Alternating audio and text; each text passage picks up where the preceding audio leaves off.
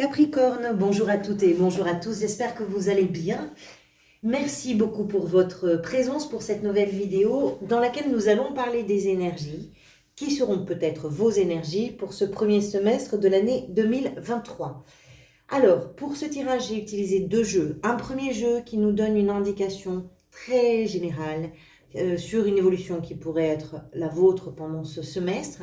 Et un deuxième jeu dont je n'ai utilisé que les arcanes majeures pour en tirer 6, qui iront du mois de janvier jusqu'au mois de juin, qui vont nous donner une indication mois par mois, peut-être des énergies dominantes ou des expériences de vie que vous serez peut-être amenés à traverser. Ces arcanes-là, nous les reprendrons au moment des lectures mensuelles, puisqu'ils seront une indication peut-être sur la toile de fond de vos mois.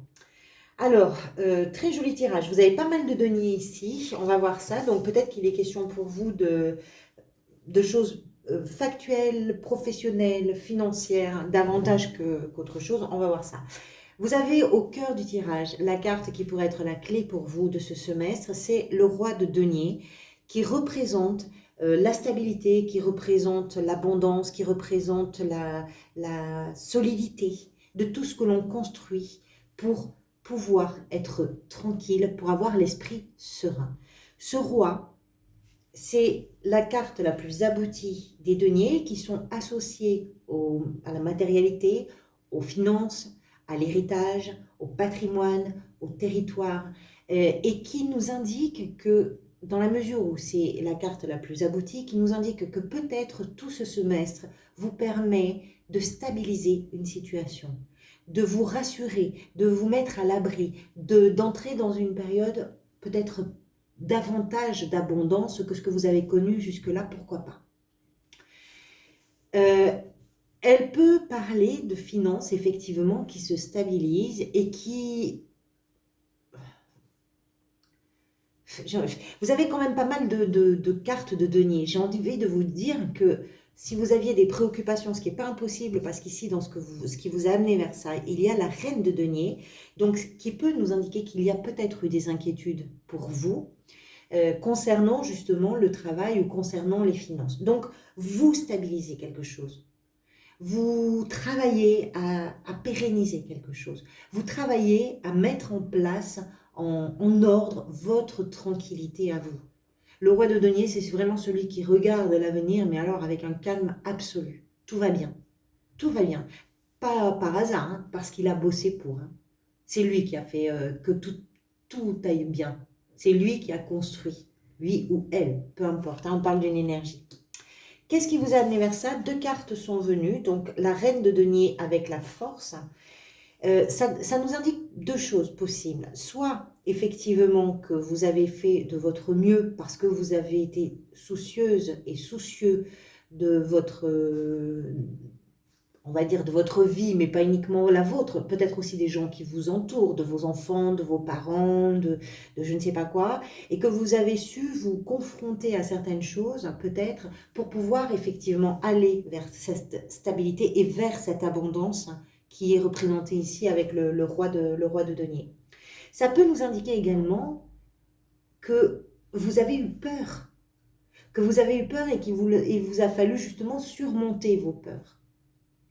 Et vous avez travaillé à ça, vous avez travaillé sur vous. Alors, les deniers, c'est vrai que là, ça semble assez évident qu'il s'agit peut-être davantage du travail et des finances pour vous. Il peut s'agir, si ce n'est pas le cas, vous êtes peut-être dans une situation qui est déjà très confortable, il peut s'agir aussi pour vous des choses qui vous rassurent, des choses qui sont importantes à vos yeux et qui vous permettent de vous sentir bien. Bien dans ce que vous êtes, bien dans ce que vous vivez, bien avec les gens avec lesquels vous êtes, avoir l'esprit tranquille. Dans ce tirage-là, particulièrement, il est évident que l'idée que vous travaillez, que ce que vous avez, c'est vous qui le construisez, cette notion, c'est une évidence ici, dans ce tirage. Parce que vous avez surmonté quelque chose. Parce que vous vous êtes frotté à quelque chose. Parce que vous avez su regarder Ou est-ce que ça pouvait être plus compliqué? Ou est-ce que ça pouvait être plus épineux? Ou est-ce que pour vous, c'était peut-être plus fragile ou plus incertain et que vous n'avez pas eu peur de vous relever les manches pour faire ce qu'il y avait à faire? Vous l'avez construite ou vous la construisez, cette abondance qui arrive là sur le premier semestre. Qu'est-ce qui va venir vous aider? Vous avez la 9 de denier qui nous parle de votre autonomie, de votre indépendance et de ce grand sentiment de satisfaction que vous éprouvez à cueillir les fruits de votre travail. Que ce soit un travail sur vous, que ce soit un travail effectif, factuel, peu importe. La 9 de denier, c'est ce personnage qui effectivement a bossé vraiment durement, a traversé des périodes cruciales de panique, de peur, parce que dans la lignée des deniers, je n'oublie pas qu'on a la 5. La 5, c'est toutes les peurs de manquer, les peurs de se retrouver seul, les peurs de... Voilà. Il y a quelque chose... Alors, c'est peut-être pas une belle revanche, hein, mais j'ai presque ce sentiment-là dans ce tirage. Comme si le fait que vous ayez construit cette autonomie, cette indépendance dans laquelle vous vous trouvez et qui vous permet d'accéder à cette tranquillité d'esprit, à cette abondance, à ce moment beaucoup plus calme peut-être, comme vous ne le devez à personne d'autre qu'à vous-même, c'est ça qui vient vous aider. Vous n'êtes dépendante et dépendant de personne dans cette abondance-là. Et cette carte-là, vous avez sans doute une grande fierté, probablement. Ce sont des résultats qui vous rendent fiers. Très joli, hein? Ce que vous désirez par-dessus tout, alors c'est la 7 d'épée qui est venue. C'est pas forcément une carte à laquelle je me serais attendue dans ce tirage-là, mais pourquoi pas?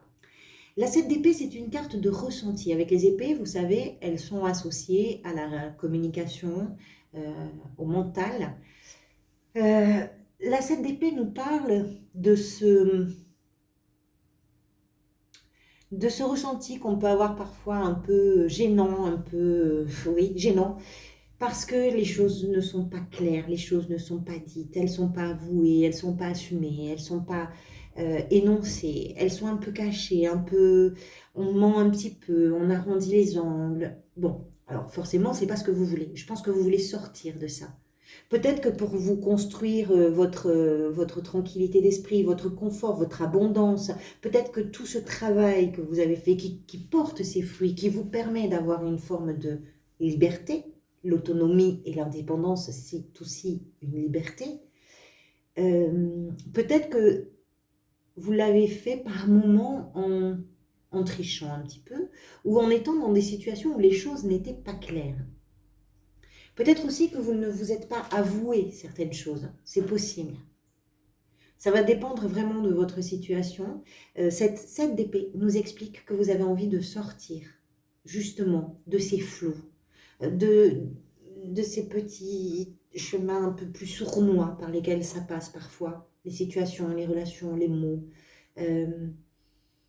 parce que vous n'en sortez pas grandi. Parce que ça n'est enrichissant ni pour vous, ni pour une situation, ni pour une relation. Donc vous voulez sortir de ça. Et ce vers quoi vous allez, c'est la magnifique reine de bâton. Si ici, avec la force, certains et certaines d'entre vous se sont confrontés à leurs peurs, les ont surmontés, ce vers quoi vous allez, c'est justement vers la maîtrise de vos peurs. La reine de bâton, c'est une énergie très chaleureuse, très dynamique, de détermination. C'est quelqu'un qui réussit ce qu'il entreprend. C'est quelqu'un qui maîtrise ses peurs, qui sait exactement où il ou elle en est et qui est tout à fait capable, parce qu'il y a une pleine connaissance des limites, de se débrouiller, de fédérer autour d'elle et puis de faire avancer les choses. Elle est très volontaire, la reine de bâton, dans ce qu'elle veut faire avancer, dans ce qu'elle veut vivre, dans ce qui la passionne, dans ce qui l'intéresse, dans tout ça. Il y a beaucoup de désir, beaucoup de volonté, très déterminée. C'est un véritable potentiel qui est complètement brillant, lumineux, qui est débordant, qui rejaillit partout, qui se voit, qui s'entend, qui se regarde, voilà, qui attire beaucoup. Avec les bâtons, on comprend que ce que vous consolidez, c'est aussi des choses qui vous intéressent particulièrement. Quand je vous disais que ça a de la valeur pour vous, c'est parce que ça vous touche probablement à l'endroit des choses qui vous passionnent et qui vous intéressent. Très joli tirage. Allez, on va voir mois par mois comment ça pourrait se décliner pour vous. Au mois de janvier, vous avez le jugement. Le jugement, c'est un second souffle, c'est une seconde chance, c'est comment je vais renaître de quelque chose qui fait qu'aujourd'hui, je ne veux plus de ces mensonges, je ne veux plus de ces chemins détournés pour aller droit là où j'ai envie d'aller. Comment je renais de tout ça? Renaître, c'est accepter aussi l'idée que quelque chose s'arrête, que quelque chose meurt. On renaît parce que quelque chose meurt. Et c'est pas triste, hein. C'est pas triste du tout. C'est simplement que quand on avance, à certains moments, il faut effectivement accepter que certaines choses s'arrêtent, que certaines choses se terminent d'une façon naturelle. Et c'est ce qui va vous permettre à vous, au mois de janvier, de pouvoir explorer et exploiter quelque chose qui vous ressemble. Renaître, c'est ça aussi. C'est faire peau neuve. C'est se débarrasser des masques, c'est se débarrasser des zones d'ombre. C'est aller à sa propre vérité, à sa propre authenticité. Au mois de février, vous avez l'étoile. L'étoile, c'est une carte d'espoir, c'est une carte de direction, c'est une carte d'inspiration, de guérison émotionnelle. L'étoile nous parle de tout ce que vous pouvez peut-être projeter, envisager, désirer, rêver, fantasmer. L'étoile nous parle de ce qui est là, quelque part devant vous, et qui fait que vous avez les yeux qui brillent. Parce que vous savez que cette chose-là, qui est là devant vous, elle est faite pour vous. Quelque chose vous inspire, quelque chose vous attire profondément. Si vous renaissez au mois de janvier, bien sûr au sens figuré, si vous renaissez au mois de janvier, tout est possible en février. C'est ça l'étoile, c'est tout ce qui est possible. Et puis avec ce sentiment que c'est fait pour vous, comme si, c'est même pas un sentiment, c'est presque une certitude. Vous savez qu'il y a quelque chose de bien qui vous attend. Vous savez que ça, c'est exactement ce que vous désiriez, c'est exactement ce qu'il vous fallait.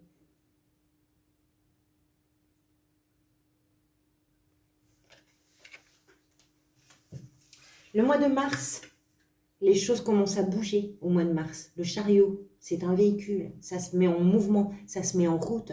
Vous vous mettez en route. Et puis, vous avez peut-être envie aussi de donner un petit coup d'accélération à quelque chose. Le chariot nous parle de vos réussites, nous parle de vos victoires, de vos triomphes, nous parle de tout ce qui vous amène, vous entraîne vers l'inconnu. Pour certains, ça peut être véritablement en lien avec l'étranger. Un changement de ville, un changement de maison, d'appartement, un travail qui peut-être fait une mutation, une rencontre peut-être avec quelqu'un qui vient de l'étranger, peu importe. Ou avec l'inconnu. Quand on parle de l'étranger, ça peut être aussi des choses que vous ne connaissez pas. Ce qui est sûr, c'est qu'en mars, vous êtes, mais alors complètement engagé, déterminé, fonceur et fonceuse vers les objectifs qui sont les vôtres, et puis avec l'idée que si vous avez pris des chemins un petit peu, pas toujours les bons peut-être, pourquoi pas, là, il est clair pour vous que vous allez harmoniser les choses justement pour pouvoir prendre la bonne direction et de la bonne façon. Ça va vous demander du travail, probablement, mais il y a beaucoup de détermination dans cette carte. Et ce que j'aime beaucoup dans cette représentation ici, je le dis souvent, c'est que le chariot ici est représenté avec un escargot. Le chariot, normalement, c'est un véhicule qui met les choses en route et qui les accélère. Ici, l'escargot ne donne pas une impression de lenteur, en tout cas pas pour moi, mais me donne l'impression davantage que ce qui se met en route, le chemin que vous allez faire, c'est un chemin que vous allez épouser dans ses moindres creux et dans ses moindres bosses. L'escargot va vraiment épouser le terrain sur lequel il va se déplacer. Il est obligé, tout son corps adhère. Mais c'est formidable d'adhérer au mouvement, parce que c'est en adhérant aux choses qu'elles sont possibles. Le mois d'avril, la grande prêtresse qui vous inspire, qui vous insuffle une intuition, qui vous guide entre l'étoile et la grande prêtresse, c'est un semestre un peu spirituel aussi. Le cheminement, il est un petit peu spirituel aussi pour vous. C'est-à-dire que vous avez une intuition. C'est quelque chose qui vous donne confiance parce que peut-être que votre intuition vous permet de vous rendre compte que vous êtes dans le juste, que vous êtes dans le vrai, en tout cas pour vous. La grande prêtresse, c'est cette énergie qui vous permet de révéler quelque chose qui était probablement à l'intérieur de vous, qui était enfoui, peut-être quelque chose que vous aviez ignoré jusque-là d'une façon consciente, mais peut-être qu'inconsciemment, il y avait cette petite flamme quelque part qui faisait que vous saviez les choses. Et tout d'un coup, là, au mois d'avril, c'est éclatant, c'est évident. Vous avancez dans le mois d'avril avec une intuition et une inspiration hors norme. La grande prêtresse, elle est toujours associée à des notions de vibration, de clairvoyance, d'inspiration, de liens très particuliers avec des choses un peu plus subtiles que ce que l'on a l'habitude de voir. Je pense que c'est ça, c'est qu'est-ce qui vous inspire. Et quand vous vous laissez un peu embarquer par ce qui vous inspire, tout d'un coup, ça révèle des choses qui sont d'une évidence incroyable pour vous. Le mois de mai, vous avez les amoureux. Alors les amoureux, c'est toujours difficile d'interpréter cette carte quand on ne sait pas trop ce qu'il peut y avoir autour, parce que ça peut représenter une relation particulièrement importante pour vous. Une relation peut-être avec une personne, mais une relation peut-être à un projet, une relation peut-être que vous entretenez avec un désir, une relation que vous entretenez avec vos espoirs. Et ça peut nous parler de vos hésitations. D'une façon très large et très générale, les amoureux, que ce soit par rapport à une personne, un projet, une envie, une hésitation, un rêve, une intuition, quoi que ce soit, ça va nous parler de ce qui... On parlait de renaissance ici au mois de janvier. Je pense que tout ce semestre, pour vous, sera peut-être d'une façon ou d'une autre guidé par l'idée que quoi que ce soit que vous ayez à vivre, ça doit vous ressembler. Ça doit vibrer avec vous. Ça doit être en osmose, au diapason avec vraiment ce que vous êtes à l'intérieur de vous. Et je pense que rien ne pourra échapper à ce filtre-là. C'est incroyable ces énergies du premier semestre pour tous les signes. C'est vraiment... On verra donc au mois de mai. Et enfin, le mois de juin, vous avez le magicien qui est le créateur par excellence du tarot. Le magicien réalise des miracles. Alors, c'est une carte bien sûr de confiance. Vous avez beaucoup de confiance en vous, mais parce que ce que vous construisez est solide, parce que vous êtes fier, parce que ce que vous engagez, ce dans quoi vous vous engagez, c'est porteur. Il y a des résultats. Donc, oui, vous êtes capable de créer des choses incroyables en juin. Le magicien réunit les univers, réunit les éléments, réunit tout ce qui peut paraître impossible, il en fait quelque chose de possible. Vous imaginez un peu la confiance que ça peut donner? Beaucoup d'abondance, beaucoup de créativité, beaucoup d'audace. Quand on a confiance, on ose. Le magicien dose. Voilà pour vous, amis Capricorne. J'espère que ce tirage sera vraiment pour vous. Merci beaucoup pour votre présence. Merci aussi pour tous vos engagements sur la chaîne, vos j'aime, vos commentaires, vos abonnements qui sont très importants pour moi comme pour tous les créateurs sur cette plateforme. Donc merci pour tout ça. Je vous retrouverai bientôt. Pour ceux qui regardent cette vidéo en fin d'année, je vous souhaite de très belles fêtes de fin d'année. Pour ceux qui la regarderaient à un autre moment, je vous souhaite plein de belles choses au moment où vous êtes. Merci pour tout. À très bientôt. Prenez soin de vous.